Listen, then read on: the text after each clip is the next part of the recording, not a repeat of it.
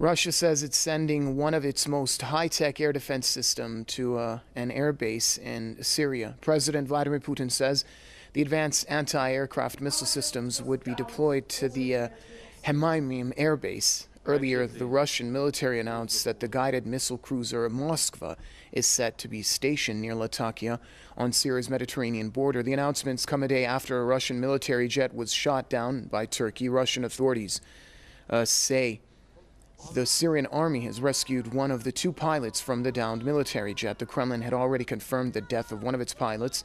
This is while the Turkmen militant group fighting the Syrian government earlier claimed to have killed both Russian pilots. Seek and destroy. Planes, helicopters, and even missiles, you name it. The S-400 Triumph can locate and hunt down almost any flying target. First, the target is spotted and identified. Then the system starts monitoring it, or following its course. Then the command makes the call to either eliminate the target or not. After getting the green light, the system opens fire. One of the strong suits of the system is its mobility. It can literally create full-scale air defense anywhere on the ground within minutes. Preparation takes not more than 5 minutes, and everything's done by 3 people, 1 officer and 2 conscripting soldiers. The system can shoot down objects as small as a soccer ball, even if they're flying at supersonic speeds.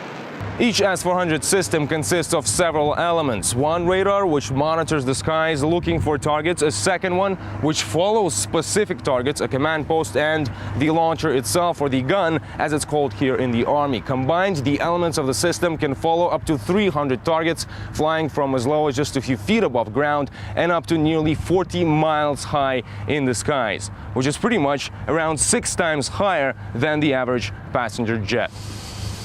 The first S-400 systems are already in service, and along with the older S-300 and Panzer S, protect the skies over Moscow, St. Petersburg, and the central industrial region of Russia.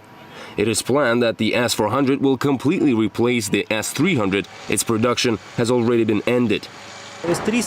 The S-300 is capable of intercepting targets not higher than 30 kilometers, which isn't enough since we're only covering small areas. But when the altitude capacity is raised, we can protect larger territories. Analysts say recent conflicts have shown how vital it is to have reliable defense, not only from threats from the skies, but from space also. And this is what the S-400 was designed to do. It can locate targets nearly 600 kilometers away and has a firing range of up to 400 kilometers. That's around 5 times more than its Western analog, the Patriot. There are no plans for exporting it just yet, giving Russia a chance for an unprecedented advantage against any threat from the skies for at least the next 20 years. Yegor Piskunov, RT, Southern Russia.